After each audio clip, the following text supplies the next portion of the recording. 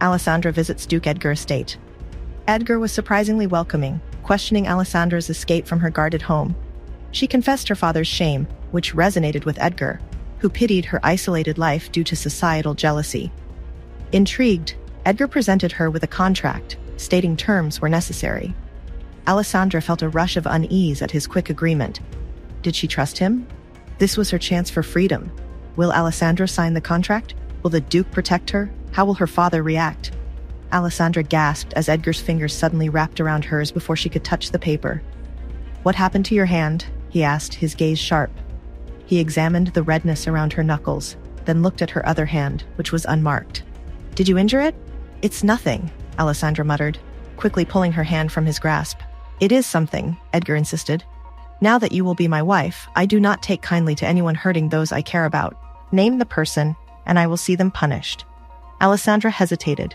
"It was an accident, Your Grace. Just Edgar," he corrected. "See to it that there are no further accidents while you remain at home. We will address this matter again later." His tone was resolute. Alessandra looked up from the paper. "You are not my ideal, Edgar," she admitted, her voice matter-of-fact. "So, you have a type?" Edgar asked, his tone teasing, though it seemed as though he wanted to know more. "I was hidden away, but I was not blind." "Now, shall we continue?" Alessandra asked, eager to move past the topic of affection. "Certainly," Edgar replied. "First, you must not speak of this arrangement to anyone, save for Alfred, my butler. He will act as your protector should the need arise. Secondly, we must communicate frankly and avoid letting small issues grow into larger ones. I find that sort of thing irritating." "I agree," Alessandra said, nodding. "And may I keep my mask on until I feel comfortable without it?" "That is entirely your choice."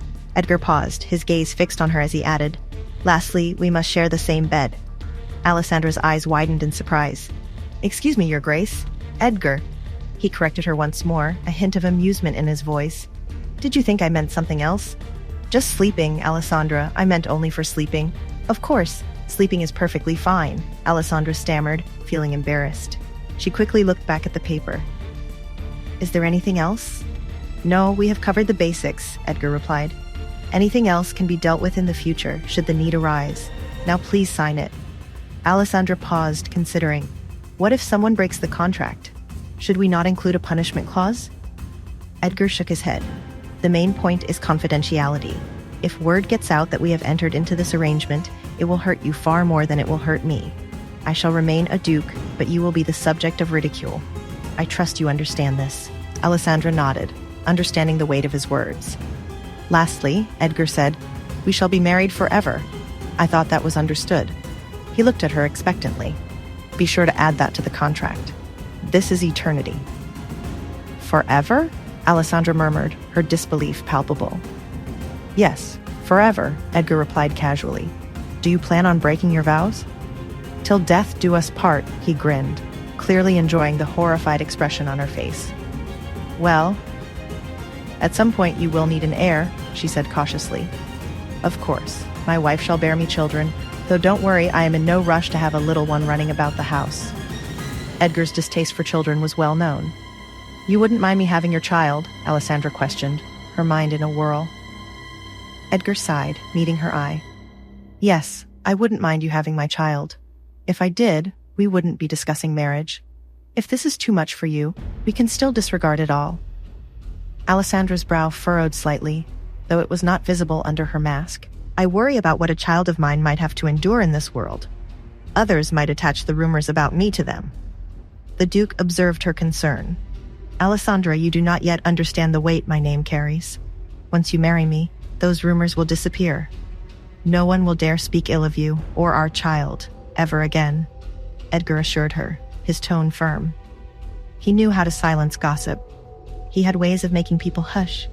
If you tore out a man's tongue, you would hardly hear a word from him.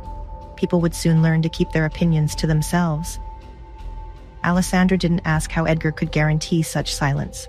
There was too much truth to his words, and she suspected his power extended beyond what he revealed. He was speaking gently now, but there was a hint of something more dangerous in his demeanor. "We can proceed with the contract, Your Grace," she said, finally beginning to sign her name.